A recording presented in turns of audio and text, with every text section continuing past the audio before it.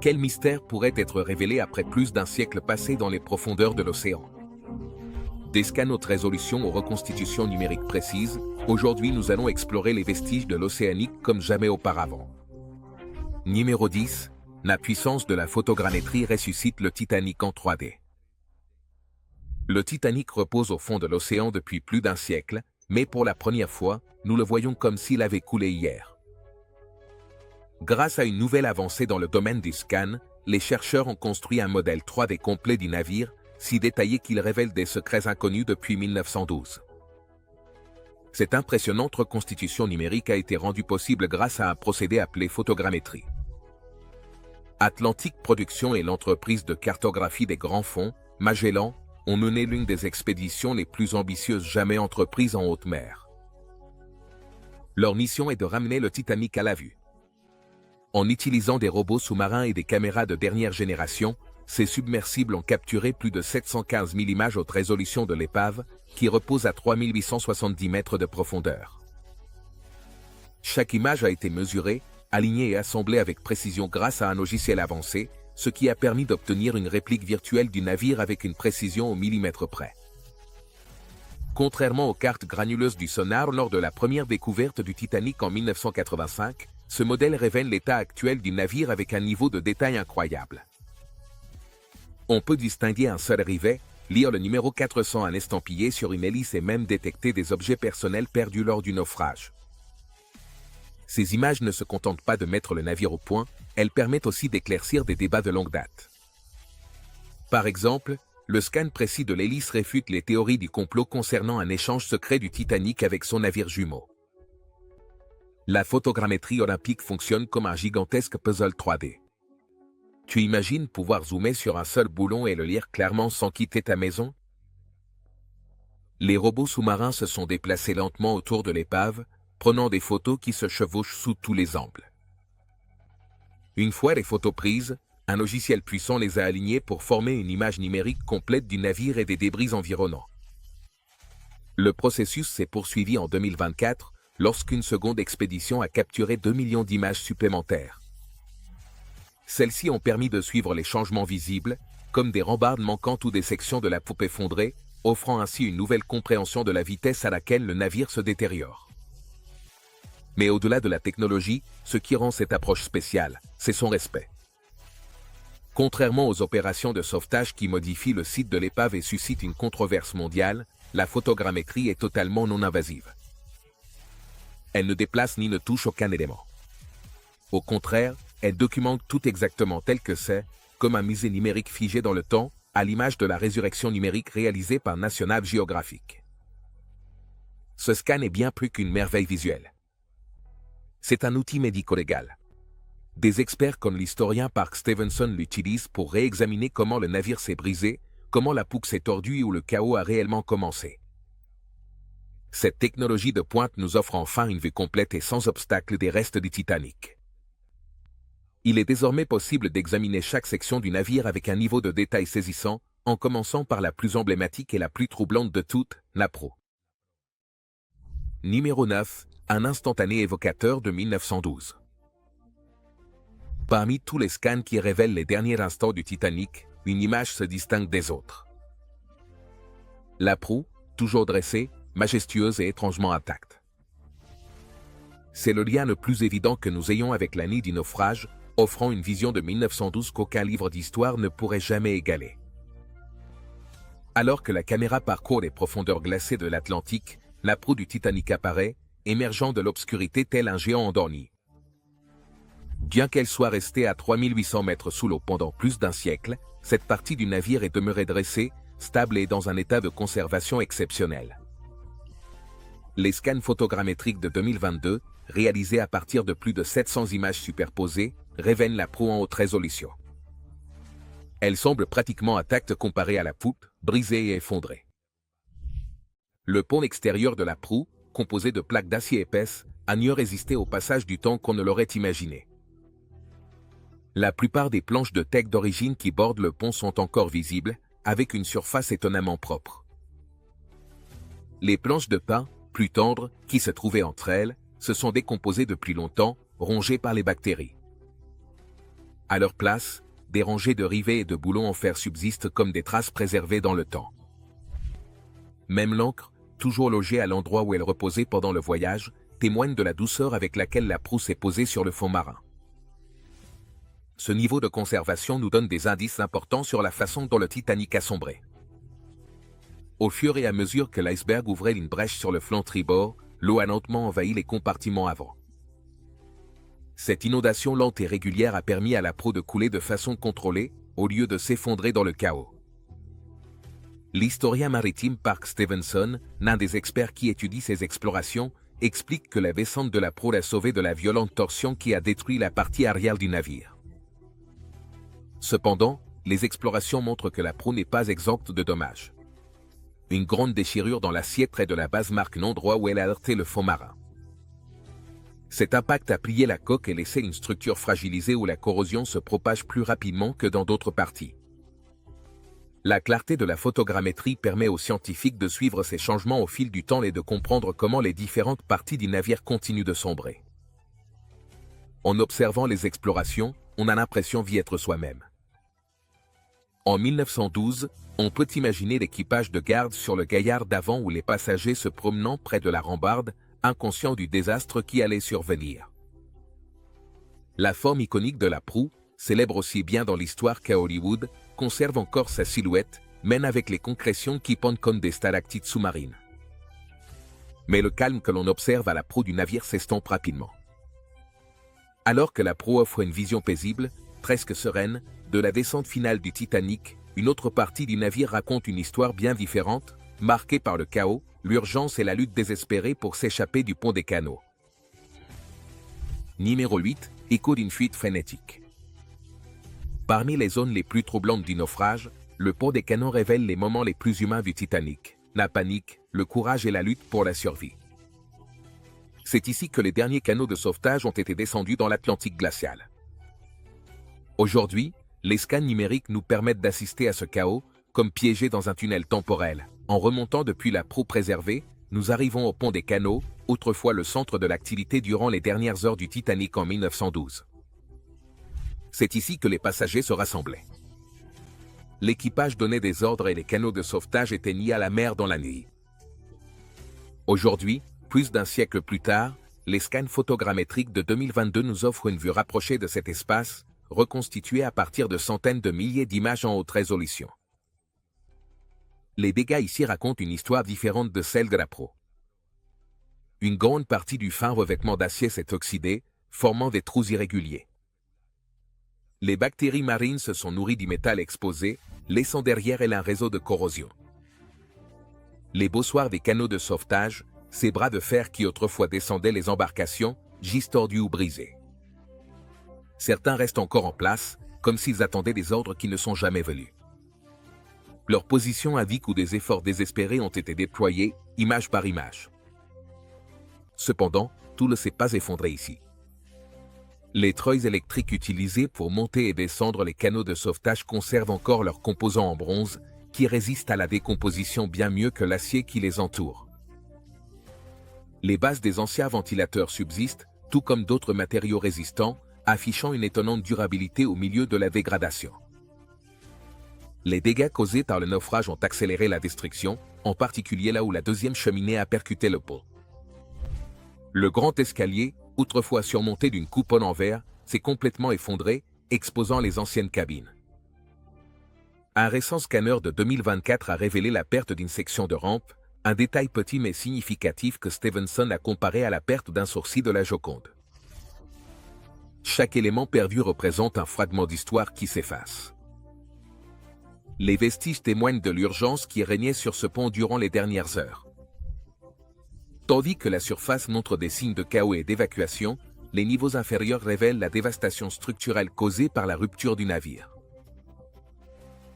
Numéro 7. Le luxe écrasé par le temps. Autrefois réservé aux passagers les plus fortunés du navire, cet endroit était le joyau de la couronne du luxe, aujourd'hui détruit et à peine reconnaissable sous les décombres de l'épave. Depuis le pont de l'épave, nous descendons vers ce qui était autrefois un havre de paix. La promenade du pont a été une passerelle de première classe où les riches se promenaient sous les étoiles et contemplaient l'Atlantique à travers des cloisons d'acier fermées. Protégée de la bruine marine et du vent, cette zone reflétait l'attention du Titanic au confort et aux détails. Mais les scans photogrammétriques de 2022 montrent une scène bien différente. Ce qui brillait autrefois avec du bois poli et du laiton repose désormais enseveli sous des couches d'acier tordu. Contrairement au navire jumeau du Titanic, l'Olympique, qui possédait une promenade ouverte, le pont A du Titanic comportait des sections fermées offrant un espace paisible pour des cabines privées. Mais ce design, bien que magnifique, rendait le pont plus fragile. Lorsque le Titanic s'est brisé en deux lors du naufrage, la rupture a écrasé cette zone comme un jeu de cartes pliées. Les scans révèlent des poutres effondrées, des cloisons rongées par les bactéries et des structures en acier brisé, autrefois remplies de verre. Ce type d'effondrement, appelé « gâteau de couche » par les experts, montre à quel point la promenade était proche du point de rupture du navire. Le chercheur maritime Park Stevenson explique que l'acier soumis à une tension lors de la fracture s'est corrodé plus rapidement que les zones plus éloignées des dégâts. On peut clairement le voir sur les scans, des plaques d'acier corrodées, des supports brisés et les contours de l'ancienne élégance qui se fondent désormais avec le fond marin. Les scans de 2024 ont ajouté plus de 2 millions de nouvelles images. Ces nouvelles images montrent comment le temps continue d'effacer ce qui reste. Une grande partie du toit du pont a disparu, tandis que les cloisons des cabines, autrefois luxueuses, s'effondrent désormais dans un vide sombre. Pourtant, même à travers la dégradation, on peut distinguer la disposition des lieux. On peut presque imaginer quelqu'un comme John Jacob Astor appuyé contre la rambarde, inconscient de la tragédie qui allait se produire quelques heures plus tard. Ces reconstructions numériques ne montrent pas seulement une épave, elles capturent un mode de vie perdu dans le temps. Les images silencieuses nous rappellent qu'il ne s'agissait pas seulement de métal et de bois, mais d'un monde flottant qui a disparu en une nuit. Cette promenade en ruine marque le début de la destruction du Titanic. Suivons maintenant les scans jusqu'à l'endroit même où le navire s'est déchiré. Numéro 6. Le point de rupture où le Titanic s'est brisé. Si la proue du Titanic témoigne d'une certaine dignité dans la décadence, alors le point de rupture est l'endroit où cette grâce prend fin. C'est ici que le destin du navire a été scellé, au moment où le Titanic s'est brisé en deux, laissant derrière lui l'une des images les plus violentes et troublantes de tout le naufrage. Juste à l'arrière de la promenade du pont A, les scans photogrammétriques de 2022 révèlent le traumatisme le plus violent du navire, avec plus de 715 images assemblées. Cette section expose un chaos de ponts effondrés, d'acier tordu et de vastes espaces ouverts qui, autrefois, accueillaient passagers et équipages. Contrairement à la proue, qui est pratiquement intacte, le navire apparaît complètement détruit. Les structures en acier qui maintenaient autrefois l'ensemble sont désormais écrasées. On peut voir le pont du navire et l'un des ponts repliés comme des pages brutalement refermées, écrasées par la force de la rupture. Des chercheurs maritimes ont expliqué que ce type de dommages structurels accélère la corrosion. Les explorations confirment leur affirmation, montrant à quelle vitesse le point de rupture se détériore par rapport aux zones plus résistantes de la coque. L'acier tordu ici est criblé de piqûres et de trous, où la rouille et les bactéries le corrodent plus rapidement que partout ailleurs sur le navire. Mais cette zone nous offre aussi une nouvelle perspective sur la façon dont le Titanic s'est réellement brisé. Les premiers récits des survivants décrivaient que le navire s'était brisé en deux dans les airs avant que la poupe ne coule. Mais les explorations de 2022 et les simulations réalisées avec le soutien de National Geographic suggèrent autre chose. La véritable fracture a probablement été plus subtile, se produisant sous un angle plus faible. L'eau qui s'infiltrait à travers 6 compartiments endommagés a longuement déchiré le navire. Le Titanic n'avait été conçu que pour survivre à l'inondation de 4 d'entre eux. Ces petites fissures décrites par les scientifiques comme ayant la taille d'une feuille de papier, ils ont suffi à faire glisser l'eau le long de la coque jusqu'à ce que la tension devienne excessive. En 2024, 2 millions de photos supplémentaires ont été ajoutées au modèle, capturant la façon dont l'océan continue d'éroder cette zone. La fracture irrégulière est désormais encore plus usée, avec les bords d'acier qui se courbent comme du papier brûlé sous la pression. En observant ces dégâts de près, même numériquement, on peut presque entendre le craquement du métal et ressentir la terreur de cet instant. Ce n'est plus seulement une histoire racontée par des survivants, c'est qu'une blessure visible préservée dans le temps. Les scans nous permettent d'étudier la fracture comme une tragique défaillance d'ingénierie et un moment de catastrophe humaine. Si l'effondrement visible sur l'image du dessus témoigne de la détérioration progressive du navire, ce qui se trouve juste derrière révèle une fin bien plus violente, où une défaillance structurelle s'est transformée en dévastation totale. Numéro 5. La section arrière, une preuve brisée de la violence. Si la proue du Titanic est un mémorial solennel, Napuk est une épave de pure destruction. C'est ici que les derniers instants du navire se sont inscrits dans l'acier, tordus, écrasés et dispersés sur le fond de l'océan. À environ 600 mètres de la proue, la poupe raconte une histoire bien différente. Les scans photogrammétriques de 2022, réalisés à partir de 715 images, révèle une scène violente et chaotique. Contrairement à la descente douce de la proue, la poupe a sombré violemment après la fracture du navire. Encore remplie d'air, elle a été entraînée sous l'eau, se tordant et implosant en chutant de plus de 360 mètres jusqu'au fond. Ce qu'il en reste, c'est une structure dévastée, avec les ponts éventrés et les plaques de la coque arrachées comme une boîte de conserve. Ces détails, présentés dans Titanic, la résurrection numérique, illustre la destruction brutale de la poupe. Le gaillard arrière, autrefois utilisé par les passagers de 3e classe, se coupe désormais comme un tissu déchiré.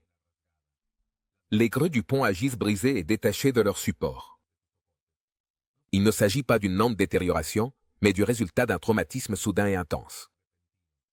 Parmi les décombres, quelques fragments de 1912 subsistent encore. Les épais madriers en teck utilisés pour border les ponts ont mieux résisté que les planches de pin, plus tendres, qui se sont décomposées. À leur place, de petits rivets en fer parsèment la zone comme les traces de sentiers disparus.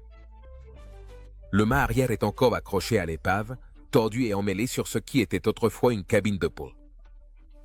Encore plus surprenant, l'entrée de la seconde classe et une partie de son système d'ascenseur sont toujours visibles, se détachant au milieu des ruines.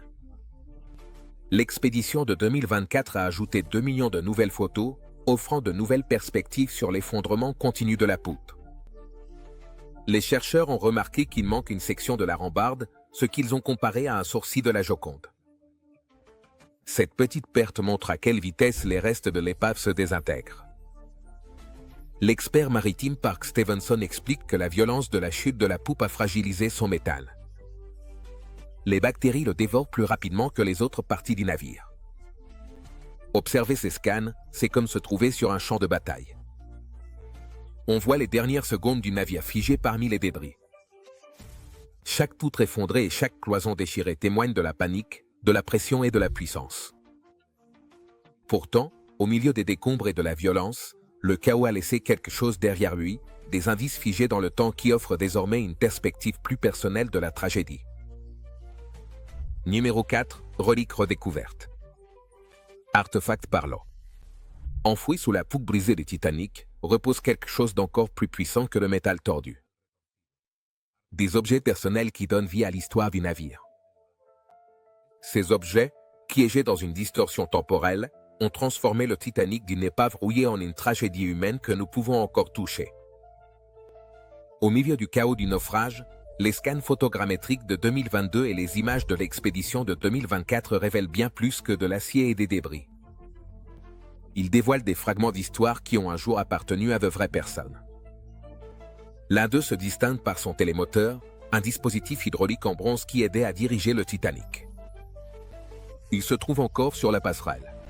Son métal robuste résiste mieux que les pièces plus fines et rouillées du navire.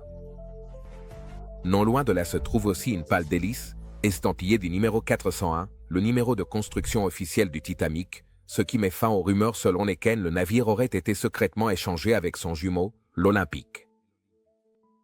Grâce à leurs matériaux durables, ces grands objets ont résisté à la détérioration, contrairement à une grande partie de la structure délicate du navire. Mais ce sont les objets personnels éparpillés dans le champ de débris qui sont les plus troublants. L'expédition de 2024 a capturé l'une de ces découvertes, une statue en marbre connue sous le nom de Diane de Versailles. Autrefois pièce maîtresse du salon de première classe, elle a été décrite comme une aiguille dans une botte de foin. c'est un vestige du luxe d'antan du navire. En contraste avec cette élégance, un autre artefact frappe plus profondément, le petit sac à main de Marion Minuel, passagère de 3e classe. Son sac, retrouvé près de l'épave, contient encore sa carte médicale. Elle avait été transférée d'un autre navire au Titanic juste avant le départ, un coup du destin qui a scellé son sort. Ces histoires, mises en avant dans Titanic, la résurrection numérique et dans la couverture de la BBC, nous rappellent les nombreuses vies touchées par la catastrophe. D'autres objets incluent des chaussures de joaillerie et une montre de poche, tous ayant appartenu à quelqu'un avec des rêves, des peurs et un avenir qui n'est jamais arrivé. Certains de ces objets sont encore parfaitement conservés dans les scans de 2022 et 2024, qui servent désormais de musée numérique. Ils nous permettent d'explorer les vestiges de l'épave en détail, tandis que l'océan dévore lentement ce qu'il en reste. Si les artefacts redécouverts préservent la mémoire silencieuse des passagers perdus dans le temps, les scans révèlent aussi une forme d'héroïsme bien plus active, forgée non pas dans des objets abandonnés, mais dans les derniers actes de ceux qui ont choisi le devoir plutôt que la fuite. Numéro 3. Les ingénieurs se sacrifient pour maintenir les lumières allumées tandis que l'acier du Titanic se désintègre lentement. Une histoire différente prend vie à travers les scans. Le récit du sacrifice des ingénieurs se distingue en montrant comment ces héros anonymes ont travaillé pour maintenir les lumières allumées alors que tout le reste s'effondrait. Alors que la panique se répandait sur les ponts supérieurs et que les passagers couraient vers les canaux de sauvetage, les ingénieurs du Titanic sont restés dans les profondeurs du navire, veillant à ce que l'alimentation électrique soit maintenue jusqu'à la fin. Leur courage est immortalisé dans les scans de photogrammétrie de 2022. Ces scans, présentés dans Titanic, la résurrection numérique de National Geographic, contribuent à raconter une histoire d'altruisme et de bravoure. Dans la salle des chaudières numéro 2, les scans révèlent une plaque d'acier pliée vers l'intérieur, déformée par la chaleur du charbon en combustion, signe que les chaudières continuaient de fonctionner même lorsque l'eau a envahi la zone. Plus loin à l'arrière, un scan montre une vanne coincée en position ouverte. Cette vanne a continué à laisser passer la vapeur, maintenant les générateurs en marche suffisamment longtemps pour éclairer les ponts du navire et guider les calots de sauvetage. Ces images numériques confirment ce dont se souvenaient les survivants. Même alors que le navire coulait, ces lumières sont restées allumées, offrant aux passagers restants une meilleure chance de survie. Le chercheur Park Stevenson explique comment les scans correspondent au récit de ceux qui ont survécu au dernier instant du Titanic. Les efforts des ingénieurs ont retardé la panique et permis à davantage de personnes d'atteindre la sécurité. Cependant, malgré leur sacrifice, les 25 ingénieurs ont péri dans la catastrophe. Leurs noms ne sont peut-être pas aussi célèbres que ceux de certains passagers du Titanic, mais les scans prouvent qu'ils se sont battus jusqu'au bout. L'expédition de 2024, qui a ajouté 2 millions de nouvelles photos, révèle davantage la lutte des ingénieurs voués à l'échec. Leur espace de travail, désormais un chaos de machines tordues, se dresse comme un hommage silencieux à leur détermination. Regarder les scans, c'est comme remonter le temps jusqu'à l'ultime combat du Titanic. On peut presque entendre le grondement des fours alors que l'eau glacée s'engouffre. Ces ingénieurs, conscients que le navire était condamné, ont travaillé sans relâche pour sauver la vie des autres. Le sacrifice des ingénieurs n'est qu'une partie de la tragique histoire du Titanic. Explorons le coût humain révélé à travers les scans et les artefacts. Les actions des ingénieurs témoignent du devoir et du sacrifice dans les derniers instants du Titanic. Mais le naufrage lui-même raconte une histoire plus silencieuse et intime, gravée dans les lieux et les objets laissés derrière. Numéro 2, un hommage numérique qui va au-delà du courage des ingénieurs. L'épave du Titanic raconte une histoire plus profonde à travers les scans. Ces images numériques, créées à partir de 715 photos, capturent le côté humain de la catastrophe, transformant l'épave en un hommage vivant aux 1500 vies perdues en 1912. Les scans de 2022 transforment les ruines du Titanic en un monument commémoratif, révélant les histoires de ceux qui ont péri. Le grand escalier, autrefois symbole de luxe avec ses panneaux de chêne et sa coupole de verre, mais plus aujourd'hui qu'en ruine. Le trou dans le pont du navire montre l'endroit où des passagers fortunés comme John Jacob Astor se côtoyaient, mais il n'en reste désormais qu'un souvenir flou. Non loin de là, la cabine de 2e classe, autrefois lieu de rencontre plein d'espoir pour les familles qui commençaient une nouvelle vie aux États-Unis, se dresse dans un silence brisé. La machinerie de l'ascenseur, capturée avec un niveau de détail saisissant, nous rappelle leurs rêves perdus. Les objets retrouvés dans l'épave approfondissent ce lien émotionnel. Le petit sac à main de Marion Minwell, présenté dans la couverture de la BBC, contient une carte médicale qui raconte une histoire bouleversante. Passagère de 3e classe, elle a été redirigée du Majestic vers le Titanic, où elle a trouvé une fin tragique. L'expédition de 2024 a enrichi cette histoire en découvrant la statue de Diane de Versailles, une pièce en marbre autrefois exposée dans le salon de première classe. Cette statue nous aide à mieux comprendre le luxe et les privilèges dont jouissaient les passagers d'élite du Titanic.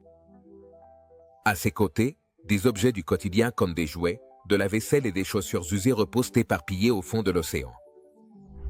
Ces petits objets personnels, mis en avant dans Titanic, la résurrection numérique, offrent une image claire de vie brutalement interrompue. Les scans offrent également une manière d'explorer l'épave du Titanic en réalité virtuelle, préservant ainsi ses histoires personnelles tandis que le navire continue de se détériorer. En parcourant cette version numérique du Titanic, on peut presque ressentir le poids des espoirs et des peurs des passagers, des immigrants de 3e classe aux magnats de première classe. L'épave elle-même constitue un hommage émouvant aux vies perdues. Les scans vont encore plus loin, transformant notre compréhension des derniers instants du Titanic, révélant un niveau de détail que les récits des survivants et les reconstitutions précédentes n'avaient jamais pu saisir entièrement. Numéro 1. Dévoiler les révélations finales du scan. Pendant plus d'un siècle, nous pensions savoir comment le Titanic avait coulé, jusqu'à ce que ce scan révèle ce qu'aucun plongeur n'avait jamais pu voir. Des preuves figées dans le temps qui réécrivent l'histoire. Les scans ont accompli quelque chose d'extraordinaire. Ils ont transformé notre compréhension des dernières heures du Titanic. Pendant des décennies, les récits de ces derniers instants étaient confus et contradictoires. Les témoignages des survivants parlaient de chaos, de panique et de confusion. Mais aujourd'hui, grâce au scan de photogrammétrie de 2022, ces moments prennent un contour plus net. Assemblés à partir de plus de 700 images, les scans nous offrent une vérité que les souvenirs des témoins oculaires n'ont jamais pu égaler. Un changement majeur concerne la façon dont la proue a réellement coulé. Beaucoup pensent que la proue du navire s'est élevée dans les airs avant de se briser en deux, une scène souvent représentée dans les films. Mais les scanners montrent quelque chose de différent. L'inclinaison des ponts suggère un angle beaucoup plus doux. Cela signifie que la proue s'est probablement remplie d'eau de manière plus uniforme, ce qui a permis au navire de rester intact plus longtemps qu'on ne le pensait. Cette descente lente n'a pas rendu les choses moins tragiques, mais elle a changé notre perception des événements. Ce n'était pas une rupture nette. C'était une glissade longue et douloureuse vers les profondeurs. Les scanners apportent également un nouvel éclairage sur la mise à l'eau des canaux de sauvetage. Les rapports précédents décrivaient la scène comme un chaos total, avec des canaux de sauvetage lancés à moitié pleins et sans ordre apparent. Mais la position de plusieurs bossoirs, ces bras semblables avec rues utilisées pour descendre les canaux de sauvetage, restent encore visibles. Certains sont figés sur place, pointant vers l'extérieur, surtout à tribord. Cela suggère qu'une partie de l'équipage a agi rapidement et avec sang-froid, sans panique. Malgré la peur, ils ont réussi à mettre à l'eau plus de canaux qu'on ne le pensait. L'une des découvertes les plus surprenantes se trouve près du grand escalier. Là, les scanners révèlent des connexions électriques intactes, preuve que le navire avait encore de l'électricité après s'être brisé. Cette lueur d'électricité, même pendant quelques secondes, témoigne des efforts acharnés pour maintenir les systèmes en marche. C'est quelque chose que personne n'aurait pu voir à ce moment-là, mais qui brille désormais depuis l'épave comme un dernier battement de cœur. Ces scans ne montrent pas seulement les débris, ils offrent aussi une chronologie. Ils transforment les suppositions en données. Ils nous permettent de revivre cette nuit, non pas à travers des souvenirs flous, mais avec des preuves tangibles. Ils nous rappellent que le Titanic n'a pas simplement disparu. Il s'est battu pour rester à flot. Et dans ce combat, on ne voit pas seulement le naufrage du navire, mais aussi le courage de ceux qui ont tenté de le sauver. Le Maino, une épave en eau peu profonde, a perdu sa structure supérieure en quelques décennies. Le Titanic repose à une plus grande profondeur, ce qui ralentit le processus, mais pas tant que ça. Que restera-t-il dans 50 ans?